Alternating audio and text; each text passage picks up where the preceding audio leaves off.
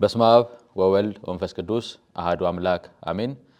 ከእግዚአብሔር አብ ከአባታችን ከጌታም ከኢየሱስ ክርስቶስ ጸጋና ሰላም በያላችሁበት ለሁላችሁም ይሁን።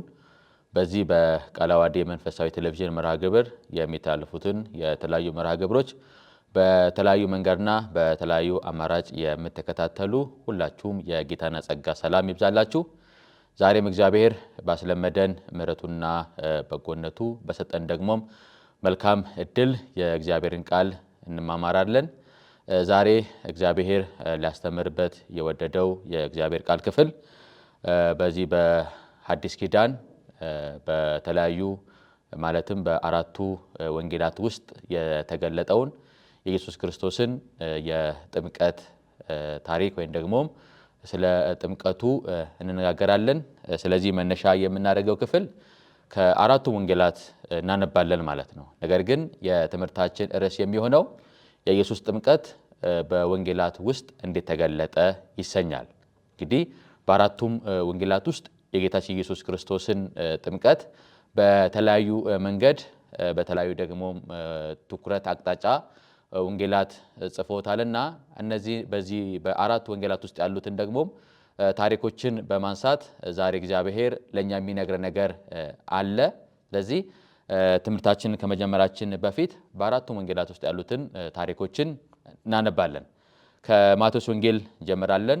የማቴዎስ ወንጌል ምዕራፍ 3 ከቁጥር 13 እስከ ቁጥር 17 እንዲህ ይላል ታሪኩ። ያን ጊዜ ኢየሱስ በዮሐንስ ሊጠመቅ ከገሊላ ወደ ዮርዳኖስ መጣ። ዮሐንስ ግን እኔ በአንተ ልጠመቅ ያስፈልገኛል፣ አንተም ወደ እኔ ትመጣለህን ብሎ ይከለክለው ነበረ። ኢየሱስም መልሶ አሁንስ ፍቀድልኝ፣ እንዲህ ጽድቅን ሁሉ መፈጸም ይገባኛልና አለው። ያን ጊዜ ፈቀደለት። ኢየሱስም ከተጠመቀ በኋላ ወዲያው ከውሃ ወጣ። እነሆም ሰማያት ተከፈቱ፣ የእግዚአብሔር መንፈስ እንደ ርግብ ሲወርድ በእርሱ ላይም ሲመጣ አየ። እነሆም ድምፅ ከሰማያት መጥቶ በእርሱ ደስ የሚለኝ የምወደው ልጄ ይህ ነው አለ። ስለ ቃሉ የቃሉ ባለቤት አምላካችን እግዚአብሔር ስሙ የተመሰገነ ይሁን። ሁለተኛው ንባባችን ደግሞ የማርቆስ ወንጌል ምዕራፍ 1 ከቁጥር 9 እስከ ቁጥር 11 ድረስ ያለውን የእግዚአብሔርን ቃል እናነባለን። በዚያ ወራትም ኢየሱስ ከገሊላ ናዝሬት መጥቶ ከዮሐንስ በዮርዳኖስ ወንዝ ተጠመቀ። ወዲያውም ከውሃው በወጣ ጊዜ ሰማያት ሲቀደዱ መንፈስም እንደ ርግብ ሲወርድበት አየና የምወድህ ልጄ አንተ ነህ፣ በአንተ ደስ ይለኛል የሚል ድምፅ ከሰማያት መጣ። ሶስተኛው ወንጌል ደግሞ የሉቃስ ወንጌል ነው። ምዕራፍ 3 ከቁጥር 21 እስከ ቁጥር 23 ድረስ እናነባለን። ሕዝቡም ሁሉ ከተጠመቀ በኋላ ኢየሱስ ደግሞም ተጠመቀ። ሲጸልይም ሰማያት ተከፈተ፣ መንፈስ ቅዱስም በአካል መልክ እንደ ርግብ በእርሱ ላይ ወረደ። የምወድ ልጄ አንተ ነህ፣ በአንተ ደስ ይለኛል የሚል ድምፅ ከሰማያት መጣ። ይሄ ሶስተኛው የመጽሐፍ ክፍል ነው። አራተኛው ደግሞ የዮሐንስ ወንጌል ምዕራፍ 1 ከቁጥር 29 እስከ ቁጥር 34 ድረስ እናነባለን። በነገውም ዮሐንስ ኢየሱስን ወደ እርሱ ሲመጣ አይቶ እንዲህ አለ፣ እነሆ የዓለምን ኃጢአት የሚያስወግድ የእግዚአብሔር በግ። አንድ ሰው ከእኔ በኋላ ይመጣል፣ ከእኔም በፊት ነበርና ከእኔ ይልቅ የከበረ ሆኗል ብዬ ስለ እርሱ ያሉት ይሄ ነው። እኔም አላውቀውም ነበረ፣ ዳሩ ግን ለእስራኤል ይገለጽ ዘንድ ስለዚህ በውኃ እያጠመቅሁ እኔ መጣሁ። ዮሐንስም እንዲህ ብሎ መሰከረ፣ መንፈስ ከሰማያት እንደ ርግብ ሆኖ ሲወርድ አየሁ፣ በእርሱ ላይም ኖረ። እኔም አላውቀውም ነበረ፣ ዳሩ ግን በውኃ አጠምቅ ዘንድ የላከኝ እርሱ መንፈስ ሲወርድበት ሲኖርበት የምታየው በመንፈስ ቅዱስ የሚያጠምቀው እርሱ ነው አለኝ። እኔም አይቻለሁ፣ እርሱም የእግዚአብሔር ልጅ እንደሆነ መስክሬአለሁ አለ። ስለ ቃሉ የቃሉ ባለቤት አምላካችን እግዚአብሔር ስሙ የተመሰገነ ይሁን። እንግዲህ እንደሚታወቀው በአዲስ ኪዳን የመጀመሪያው መጽሐፍ በዝርዝር ውስጥ የማቴዎስ ወንጌል፣ የማርቆስ ወንጌል፣ የሉቃስ ወንጌል፣ የዮሐንስ ወንጌል ተከታታይ ተጽፈው የምናገኛቸው የጌታችን ኢየሱስ ክርስቶስን ሕይወት ማዕከል አድርገው የጻፉት መጽሐፍ ነው፣ ወንጌላት ስንል ማለት ነው። ነገር ግን አራቱ ወንጌላት ስለ ጌታችን ስለ ኢየሱስ ክርስቶስ ጠቅላላው ሕይወት ቢጽፉም ያለው ወንጌል ግን አንድ ወንጌል ነው። ያም ደግሞ ስለ ልጁ ስለ ኢየሱስ ክርስቶስ ነው። ወንጌልን ስናስብ ሁልጊዜ ወንጌል ሰው ስለሆነው ስለ ኢየሱስ እንጂ የሰው ወንጌል የለንም። ሁልጊዜ ማሰብም ማመንም ያለብን እውነታ ይህ ነው። የወንጌል ባለቤት ራሱ ጌታችን ኢየሱስ ነው። ወንጌል የሚናገረው ስለ ኢየሱስ ነው። ወይም ደግሞ በዚህ በሐዋርያው በቅዱስ ጳውሎስ መልእክት ወደ ሮሜ ሰዎች ምዕራፍ 1 ከቁጥር 1 እስከ ቁጥር 4 ስናነብ የምናገኘው እውነት ይህ ነው። ወንጌል ስለ ኢየሱስ ክርስቶስ ወይም ደግሞ ስለ ልጁ ነው ይለናል። ወይም ደግሞ የወንጌል ባለቤት ራሱ እግዚአብሔር ነው። ጳውሎስ ለእግዚአብሔር ወንጌል ተለየ ተብሎ ተነግሮናል። ስለዚህ የወንጌል ባለቤት ሰው አይደለም፣ ወይ ደግሞ የወንጌል ማዕከል ሰው አይደለም፣ ሰው ስለሆነው ስለ ኢየሱስ እንጂ። ስለዚህ ወንጌልን ስናስብ ሁልጊዜ ማሰብ ያለብን አንድ ወንጌል አለን።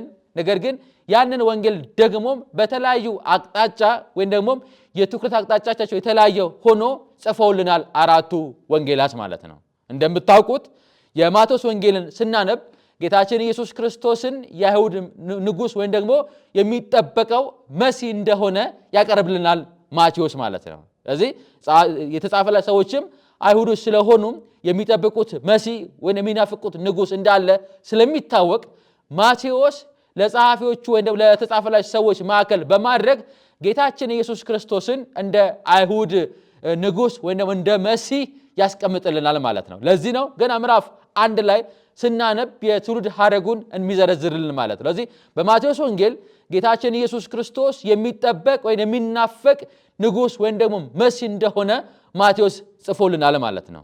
የማርቆስ ወንጌል ስናነብ እንደምታውቁት ደግሞ ጌታችን ኢየሱስ ክርስቶስ እርሱ መልካም አገልጋይ ወይም ደግሞ የመጣ ባሪያ ወይም ደግሞ እውነተኛ አገልጋይ እንደሆነ ይዘግብልናል ማለት ነው። ስለዚህ ማርቆስንም ስናስብ ሁልጊዜ የጌታ ኢየሱስ ክርስቶስን ማንነትን ስለ አገልጋይነቱን ያውሳ ይናገር እንጂ ስለ እግዚአብሔር ልጅነቱም ስለ ጌትነቱንም ዘግቦ ያስቀምጥላል። ነገር ግን አቅጣጫው የትኩረት አቅጣጫው ግን ማርቆስ ጌታችን ላይ ምኑ ላይ ከተባለ ግን የምናነሳው ምኑ ላይ ከተባለ እውነተኛ አገልጋይ ስለመሆኑ ማርቆስ ዘግቦልናል።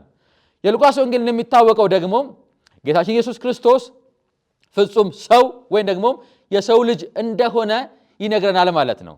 ለዚህ ነው ገና ከልደቱ አስቀድሞ ጌታችን ኢየሱስ ክርስቶስ እንዲወለድ መልአኩ ገብርኤል ወደ ቅድስት ድንግል ማርያም መጥቶ በስራትን ሲነግራ ማለት ነው። ከዛ ጀምሮ ነው ሉቃስ የሚነግረ ማለት ነው። ያንን የሚያሳይን ምንድነው ከተባለ ማለት ነው እርሱ ኢየሱስ ክርስቶስ ፍጹም ሰውነቱ ወይም ደግሞ የሰው ልጅ መሆኑን የሉቃስ ወንጌል የትኩረት አቅጣጫው እንደሆነ ማሳየት እንችላለን ማለት ነው። ያ ብቻ አይደለም። የዮሐንስ ወንጌልን ለምናነብ ሰዎች ደግሞ ጌታችን ኢየሱስ ክርስቶስ እርሱ የእግዚአብሔር ልጅ እንደሆነ የዮሐንስ ወንጌል የትኩረት አቅጣጫው ደግሞ ይህ መልክ አለው ማለት ነው። ስለዚህ ሰብሰብ ስናደርገው እነዚህ በተለያዩ አቅጣጫ ማቴዎስ በአይሁድ ንጉሥነት በሚናፈቀው መሲህነት፣ ማርቆስ ደግሞ በእውነተኛ አገልጋይነቱ፣ የሉቃስ ወንጌል ደግሞ በሰው ልጅነቱ፣ የዮሐንስ ወንጌል ደግሞ የእግዚአብሔር ልጅ ስለመሆኑ ቢናገሩም ነገር ግን የተናገሩት አንዱን ጌታ ነው ማለት ነው። በተለያዩ አቅጣጫ፣ በተለያዩ አንግል፣ በተለያዩ ትኩረት አቅጣጫ ጌታችን ኢየሱስ ክርስቶስን ነግረውናል ማለት ነው። ስለዚህ ያለን አንድ ወንጌል ነው ማለት ነው። ያም ስለ ልጁ ስለ ኢየሱስ ነው ማለት ነው። ነገር ግን ይሄንን አንዱን ጌታ በተለያየ አቅጣጫ ደግሞ የጻፉልን ደግሞ አራቱ ወንጌላቶች ወይም ደግሞ ማቴዎስ፣ ማርቆስ፣ ሉቃስ፣ ዮሐንስ ነው። የእነሱ ወንጌል አይደለም። የጻፉልን የጌታችን የኢየሱስ ክርስቶስን ቅዱስ ወንጌል ነው። ማን እንደጻፈው? ማቴዎስ፣ ማርቆስ፣ ሉቃስ፣ ዮሐንስ እንደጻፈው ማለት ነው። ስለዚህ የወንጌሉ ባለቤት ራሱ ጌታችን ነው ማለት ነው። ስለዚህ ወንጌል ስናነሳ እግዚአብሔር የሰራው ስራ እንጂ ሰው የሰራው ስራ እንዳልሆነም ማመን አለብን። ልብ በሉ። ወንጌል ስንል እግዚአብሔር ያደረገው ነገር ወይንም እግዚአብሔር የሰራው ስራ እንጂ ሰው የሚሰራው ወይንም ሰው የሚያደርገው ስራ አይደለም። ምን ወንጌል ይልቁንም ማለት ነው እግዚአብሔር ያደረገው ስራ ነው የሰው ልጅስ የሚሰራው ስራ ሳይሆን በእምነት የሚቀበለው እውነት ነው ወንጌል ማለት ነው። አሁን ስለ ወንጌል ስናስብ በቃ እግዚአብሔር የሰራው ስራ ነው ማለት ነው። የሰው ልጅ ግን የሚሰራው ሳይሆን ደግሞ በእምነትና በእውነት የሚቀበለው እውነት ነው ምን ወንጌል ማለት ነው።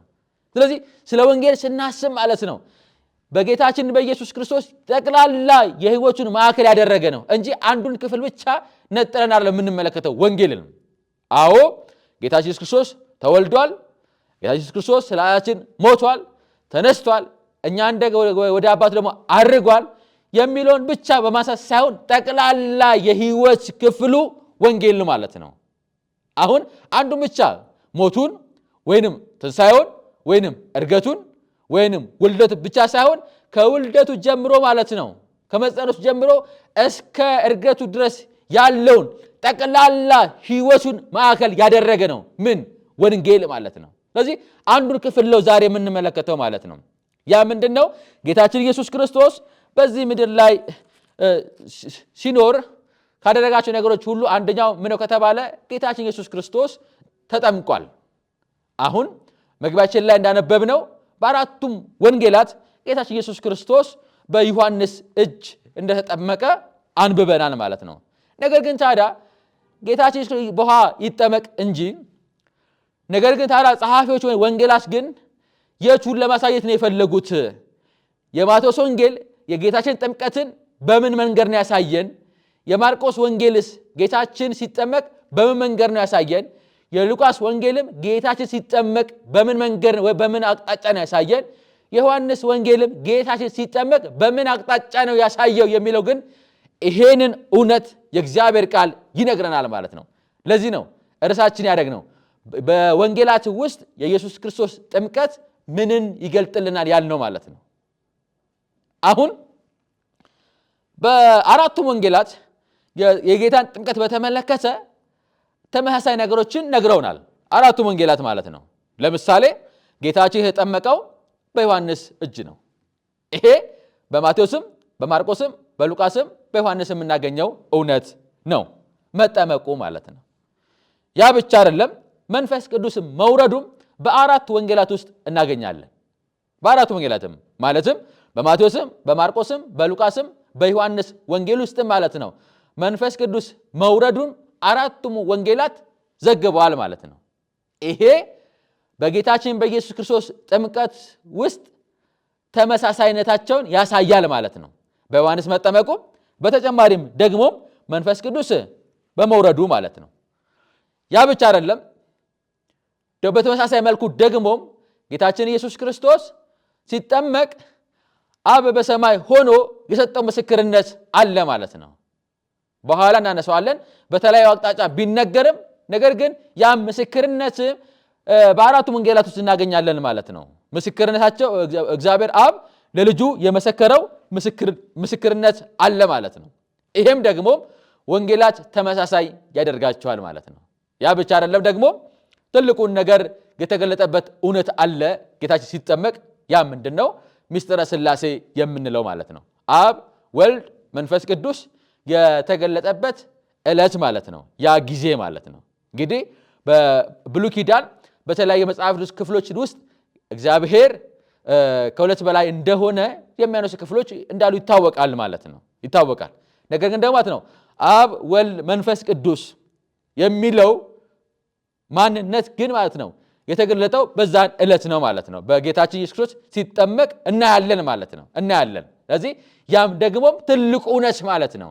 የክርስትና ትልቁ እውነት የሥላሴን ነገር የሥላሴን ትምህርትን ያየንበት ጊዜ ነው ጌታችን ኢየሱስ ክርስቶስ ሲጠመቅ ማለት ነው። ስለዚህ እነዚህ አራት ነጥቦች በአራቱም ወንጌላት በተመሳሳይ መልኩ አንድ ወንጌል ዮሐንስንም ቀየር ብናደርገው በሶስቱ ወንጌላት ውስጥ እነዚህ አራቱ ነገሮች በተመሳሳይ መልኩ ተዘግበው እናገኛቸዋለን ማለት ነው። ይሄ አንድ አቅጣጫ ነው ማለት ነው። በአራቱም ወንጌላት እነዚህ እውነት ተዘግበው እናገኛቸዋለን ማለት ነው።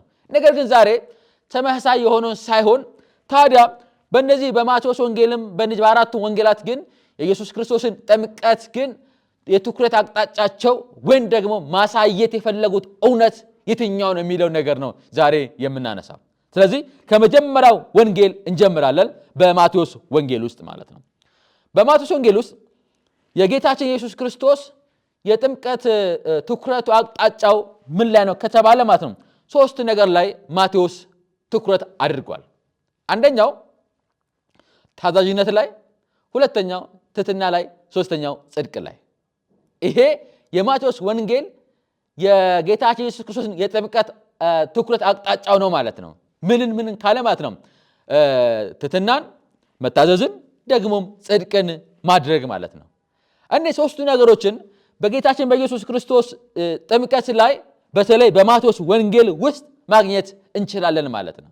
አሁን እነዚህ ስናነሳ ስንማማር ሁልጊዜ ነገሮቻችን ሁሉ ወደኛ መመልከት አለብን ማለት ነው።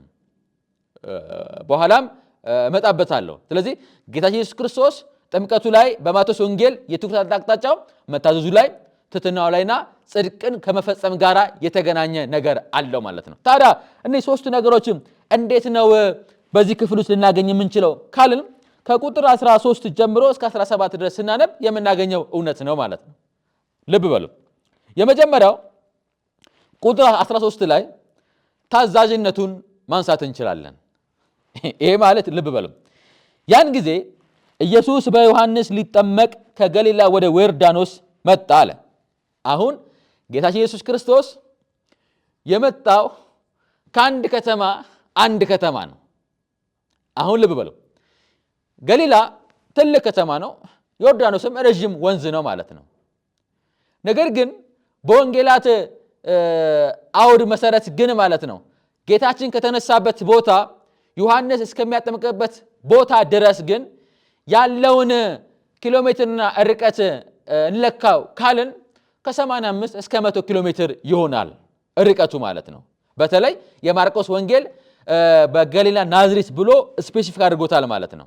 ስለዚህ ጌታችን ኢየሱስ ክርስቶስ ካለበት ቦታ ዮሐንስ እስከሚያጠምቅበት ስፍራ ድረስ ያለውን ርቀት ሲመዘን ቅድም ሲለካ እንዳልኳችሁ ከ85 እስከ 100 ኪሎ ሜትር ይሆናል ማለት ነው።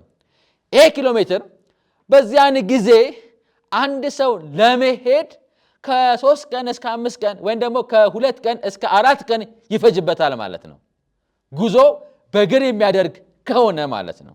እንግዲህ በዛን ጊዜ ያለውን የመጓጓዣ መንገድ ሁላችንም እንደምናውቀው ነው ማለት ነው።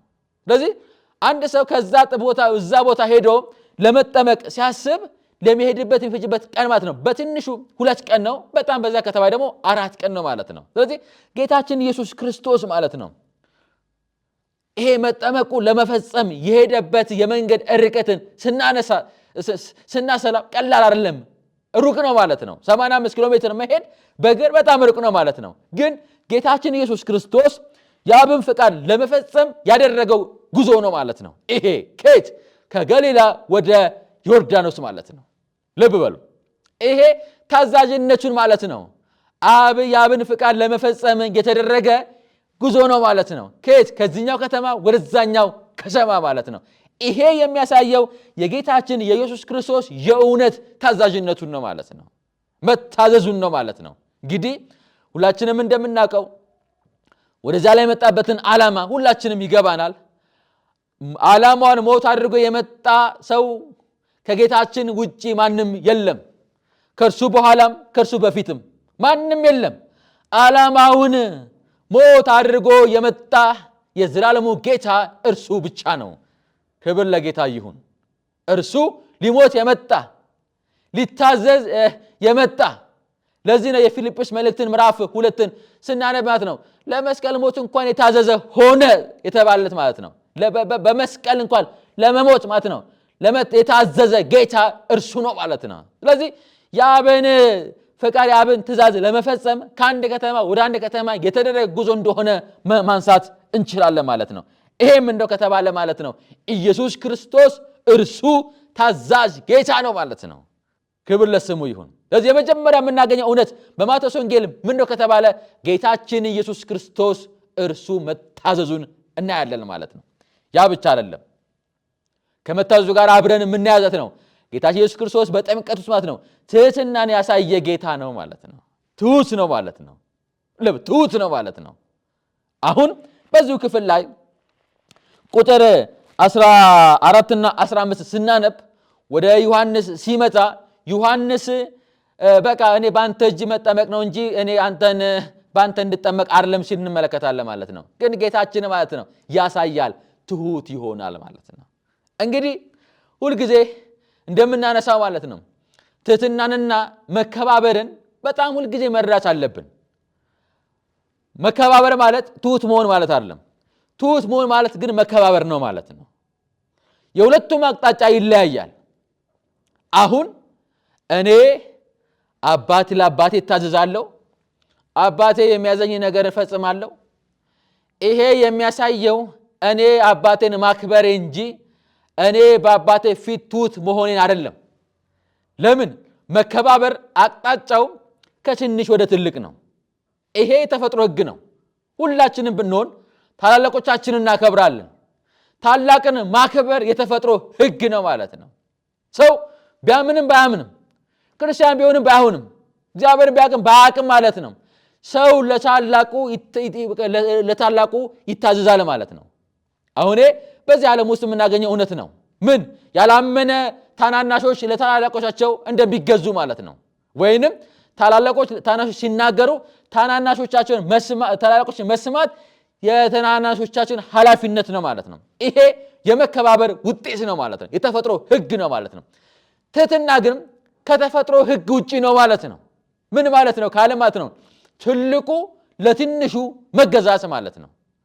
ትልቁ ወይ ለትንሹ ዝቅ ማለት ነው። ይሄ ማለት የኔ አባት ለኔ ዝቅ ሲል ማለት ነው። ይሄ እውነት ምንድነው ከተባለ ትህትና ነው ማለት ነው። ስለዚህ ጌታችን ኢየሱስ ክርስቶስ ያሳየው የትህትና ልብ ነው ማለት ነው።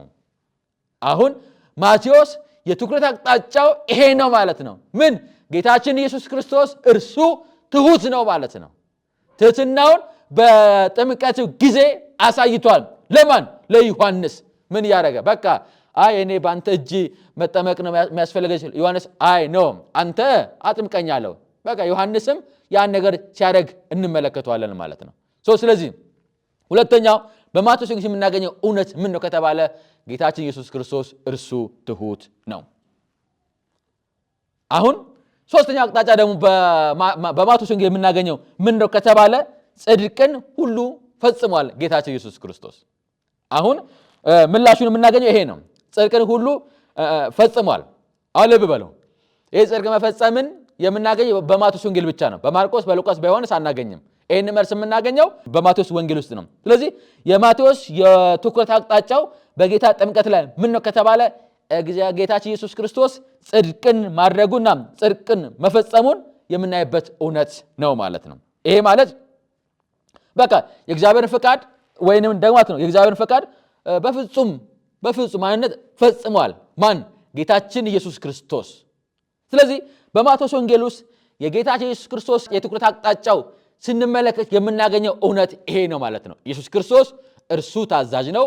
ኢየሱስ ክርስቶስ እርሱ ትሁት ነው። ኢየሱስ ክርስቶስ እርሱ ጽድቅን አድርጓል። ይሄ በማቴዎስ ወንጌል ውስጥ ያለው የጌታችን ኢየሱስ ክርስቶስ ጥምቀቱን ሲያነሳ ሊያሳይ የፈለገው የትኩረት አቅጣጫችን ነው ማለት ነው። ይሄ በማቴዎስ ወንጌል ነው። ታዲያ በማርቆስ ወንጌል ውስጥ ታዲያ የጌታችን ኢየሱስ ክርስቶስ ጥምቀት የትኩረት አቅጣጫው ምን ላይ ነው ካለ ማለት ነው እርሱ ደግሞ ያነሳል። ቅድም ባነበብነው ክፍል ላይ ማርቆስ ወንጌል ምዕራፍ 1 ቁጥር 9 እና 10 ስናነብ በዛ ክፍል ላይ ደግሞ የትኩረት አቅጣጫ ታዲያ ምንድነው ማርቆስ ካልን በኢየሱስ ክርስቶስ መለኮታዊ ማንነት ላይ ያጠነጥናል። እደግመዋለሁ። የማርቆስ ወንጌል የጥምቀቱ የትኩረት አቅጣጫ ምን ላይ ነው ከተባለ የኢየሱስ ክርስቶስ መለኮታዊ ማንነት ላይ ያጠነጥናል። እንግዲህ እንደምናውቀው ምዕራፍ 1 ራሱ ቁጥር 1 ስናነብ የእግዚአብሔር ልጅ የኢየሱስ ክርስቶስ ወንጌል መጀመሪያ ብሎ ነው የሚያነሳው ማለት ነው። ከመለኮታዊ ማንነቱ ነው ማርቆስ የሚነሳው። በጥምቀት ውስጥም ይህንን ነገር አሳይቷል። ምን የሚለውን? የኢየሱስ ክርስቶስ መለኮታዊ ማንነቱን ለማሳየት ሞክሯል፣ ትኩረትም አድርጓል። ታዲያ በማርቆስ ወንጌል ውስጥ እንዴት ነው ያሳየው ካልን ላንብብላችሁ።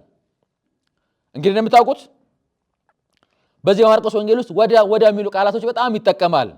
በጣም ይሄ ወዲያውኑ በዚሁ ክፍል ላይ ራሱ ቁጥር 10 ላይ ወዲያውኑ ከውሃ በወጣ ጊዜ ሰማያት ሲቀደዱ መንፈስም እንደ ርግብ ሲወርድ አየሁ ይላል ማለት ነው። አሁን ታዲያ እንዴት ነው የክርስቶስ ማንነት ላይ ያሳየው ካለም ማለት ነው የአብ ድምፅ ወይም ደግሞ ሰማያት ሲከፈቱ የመጣው ድምፅ ቀጥታ ለጌታችን ለኢየሱስ ክርስቶስ ነው። የማቴዎስ ወንጌል እግዚአብሔር አብ ከሰማይ ሆኖ ሲናገር ቀጥታ የመጣው ለሕዝቡ እንዲሰሙ ነው። ይሄ ማለት በማቴዎስ ወንጌል የምወደው ልጄ ይህ ነው አለ ጌታችን። ይሄ መልእክት ቀጥታ ሊሰማ የሚችለው ሕዝቡ ነው ማለት ነው። የሰማው ሰው ምንያት ነው? ኦኬ ይሄ እግዚአብሔር የሚወደው ልጁ ነውና እርሱ መስማት አለበት የሚል ስሜት አለው። የማርቆስ ወንጌል ግን እና የሉቃስ ወንጌል ግን የዚህ ምስክርነት በጣም ይገርማል። ቀጥታ ምስክርነቱ የመጣው ለጌታችን ለኢየሱስ ክርስቶስ ነው። ቀጥታ ይሄ ማለት ምን ማለት ነው? ከአብ ጋር ያላቸውን ማለት ነው ልዩ ግንኙነት ያሳያል። ከአብ ጋር ያለውን ግንኙነት የጠበቀ ግንኙነቱን መሆኑን ያሳያል። ምን ይላል ቃሉ? ላምብላችሁ። እንግዲህ አንዳንድ ጊዜ በእግዚአብሔር ቃል ውስጥ ለምደናችን የምናነባቸው ቃላቶች አሉ። ከዛስ መካከል አንደኛው ይሄ ምስክርነት ነው። ግን የማርቆስና የሉቃስ ወንጌል ግን ይለያል። ቃሉ ልብ በሉ ይለያል። ቃሉ እንደዚህ ይላል፣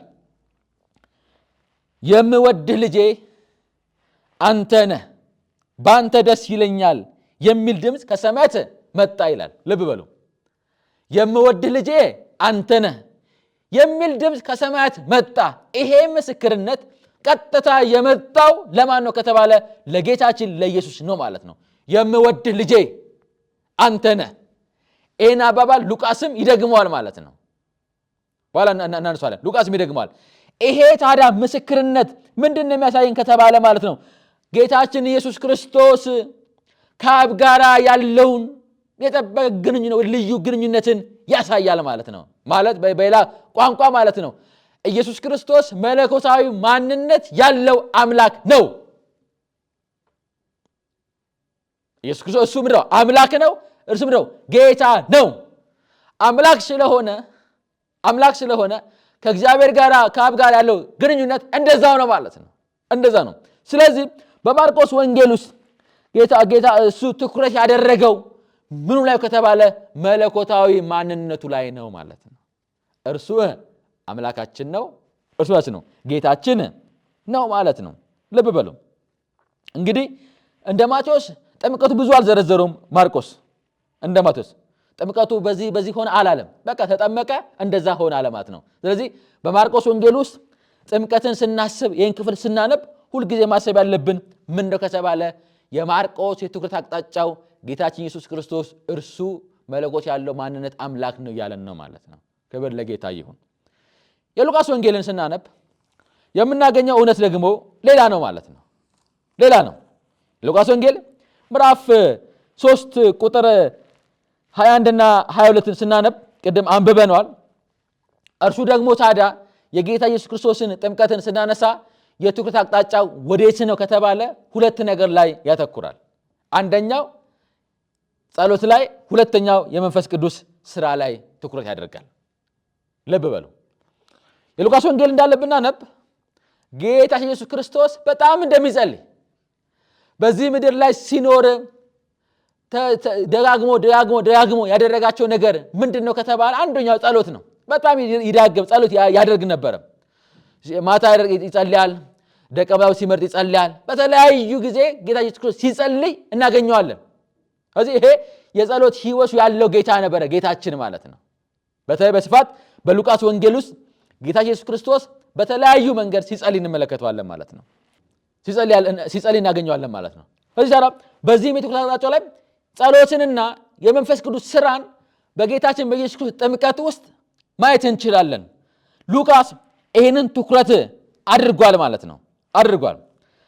እንግዲህ ልብ በሉ ሲጠመቅ ጸለየ የሚለውን የምናገኘው ሉቃስ ላይ ብቻ ነው። ማቴዎስ ላይ የለም፣ ማርቆስ ላይ የለም፣ ደግሞም ዮሐንስ ላይም የለም ማለት ነው። ሲጸልይ የሚለው የምናገኘው ልብ በሉ በማቴዎስ ወንጌል ጽድቅ መፈጸም ይገባኛል የሚለውንም የምናገኘው በማቴዎስ ወንጌል ብቻ ነው። አሁን በሉቃስ ወንጌል ውስጥ ደግሞ ጌታችን ሲጠመቅ እንደጸለየ ይነግረናል ማለት ነው። እንደውም አንዳንድ ጊዜ ስናነብ ልብ ብለው ስንመለከተው ከጸለየ በኋላ ነው ራሱ ሰማይ የተከፈተው ማለት ነው። አንዳንድ የመጽሐፍ አስተማሪዎች ምን ይላሉ? የጸሎት ምላሽ ሰማይ ሲከፈት ነው ብሎም የሚያነሱ አስተማሪዎች አሉ ማለት ነው። የጸሎትን ኃይልን ለማስተማር ሲፈልጉ ጌታችን እንኳን ሲጠመቅ ሰማይ ተከፈተ የሚለውን እውነት ለማጉላት ሲፈልጉ ማለት ነው። የጸሎት ኃይል ለማጉላት ሲፈልጉ ይህንን ታሪክ የሚያነሱ አንዳንድ አስተማሪዎችም አሉ ማለት ነው። በጎ ሐሳብ ነው ማለት ነው። በጎ ሐሳብ ነው። ስለዚህ በዚህ ክፍል ላይ ጌታ ኢየሱስ ክርስቶስ ጸሎትንም የመንፈስ ቅዱስንም ስራንም በጥምቀቱ ውስጥ መመልከት እንችላለን ማለት ነው።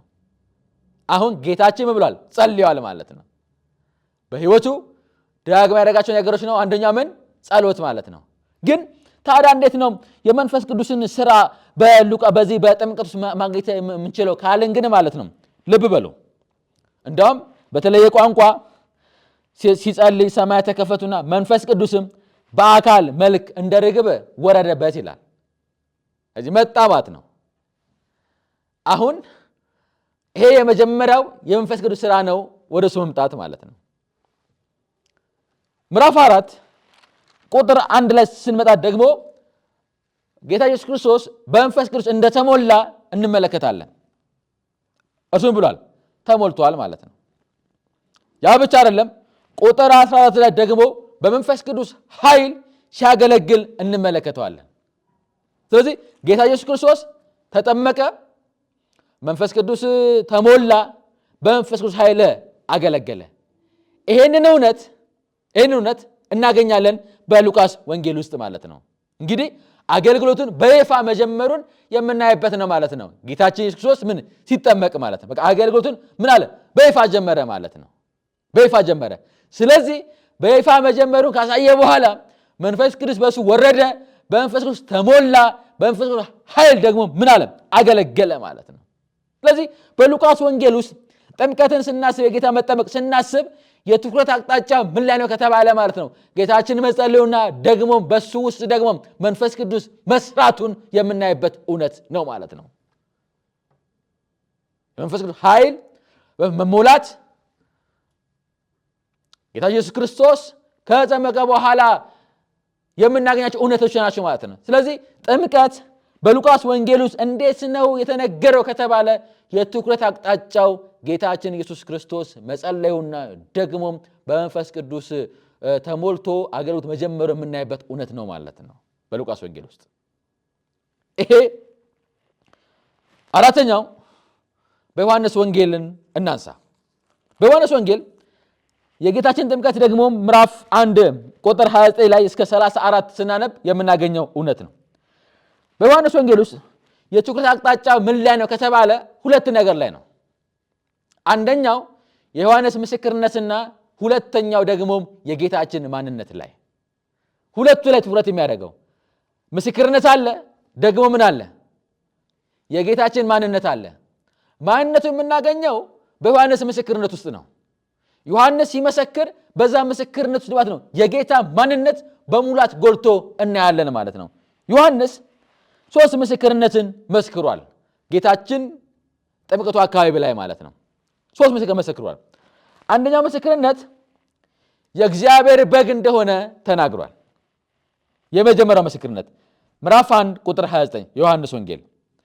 በነገውም ዮሐንስ ኢየሱስን ወደ እርሱ ሲመጣ አይቶት እንዲህ አለ፣ እነሆ የዓለምን ኃጢአት የሚያስወግድ የእግዚአብሔር በግ።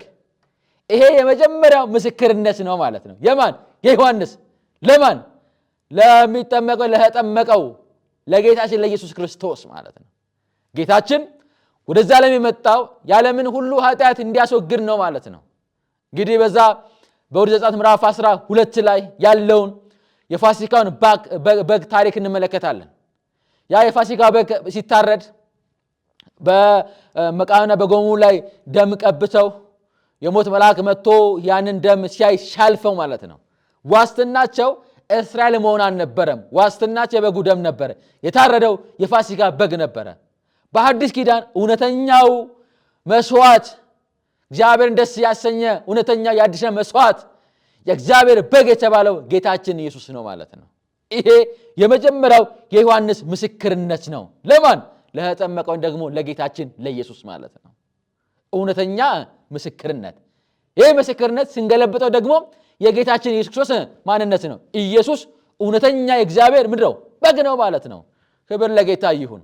ይሄ የጌታችን ኢየሱስ ክርስቶስ ማንነቱ ነው። የማን የዮሐንስ ምስክርነት ማለት ነው። ሌላኛው ሁለተኛው ምስክርነት ምን ነው ከተባለ ቀድሞ የነበረ ነው። ጌታችን ኢየሱስ ክርስቶስ እሱ ምንድነው? ዘላለማዊ ነው። ቁጥር 30 ላይ እንዲህ ይላል፣ አንድ ሰው ከኔ በኋላ ይመጣል፣ ከኔ በፊትም ነበርና ከኔ ይልቅ የከበረ ሆኗል ብዬ መሰክራለሁ አለ ማለት ነው። ልብ በሉ፣ ከዮሐንስ በፊት የነበረ ነው። አሁን ከዮሐንስ በፊት የነበረ ነው ስንል ከእድሜ አንጻር ብቻ አይደለም ዮሐንስ እያነሳ ያለው። አስቀድሞ ዓለም ከመፈጠር በፊት ዘላለማዊ እንደነበረ ነው እየመሰከረ ያለው።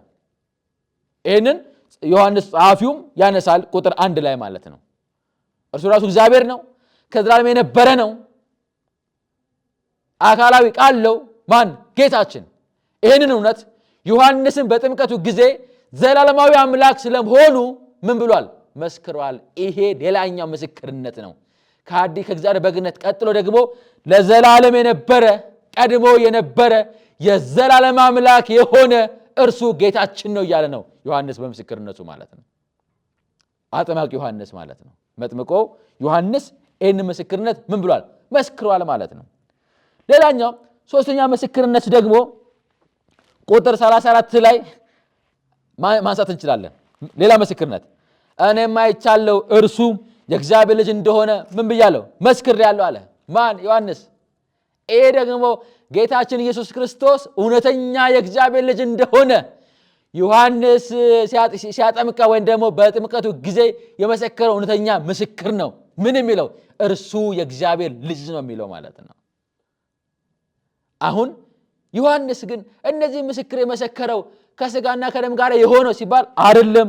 የምስክርነቱ ምንጩ ራሱ መንፈስ ቅዱስ ነው።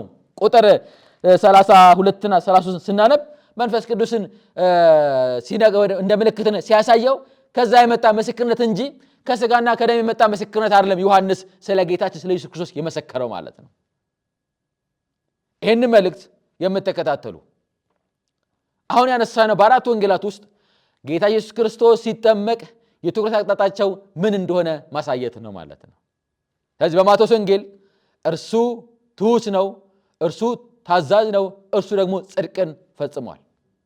በማርቆስ ወንጌል ውስጥ ደግሞም እርሱ ጌታችን ኢየሱስ ክርስቶስ አምላክ ነው ወይም ደግሞ መለኮት ነው እያለን ነው። እርሱ አምላክ ነው፣ እርሱ ጌታ ነው እያለን ነው። ማን? ኢየሱስ ክርስቶስ። ደግሞም በሉቃስ ወንጌል ስንመለከት በጌታችን በኢየሱስ ክርስቶስ የጸሎት ሕይወትና የመንፈስ ቅዱስ ሥራንም በሙላት የምናይበት እውነት ነው። በዮሐንስ ወንጌል ውስጥ ደግሞም የምናገኘው እውነት ምን ነው ከተባለ ጌታችን ኢየሱስ ክርስቶስ እርሱ የእግዚአብሔር እውነተኛ በግ ነው፣ እርሱ የእግዚአብሔር ልጅ ነው፣ እርሱ ከዘላለም የነበረው እውነተኛ አምላክ ነው። ስለዚህ የጌታችን ኢየሱስ ክርስቶስ ጥምቀት ስናስብ እነዚህ እውነት ሁልጊዜ በልባችን እንዲቀመጥ የእግዚአብሔር ቃል ያዘናል። ሁልጊዜ ጌታችን ተጠመቀ ስንል የምናገኘው እውነት ከእግዚአብሔር ቃል ውስጥ ይህ ነው። ያስተማረን ደግሞ ቃሉም የነገረን አምላካችን እግዚአብሔር ስሙ የተመሰገነ ይሁን።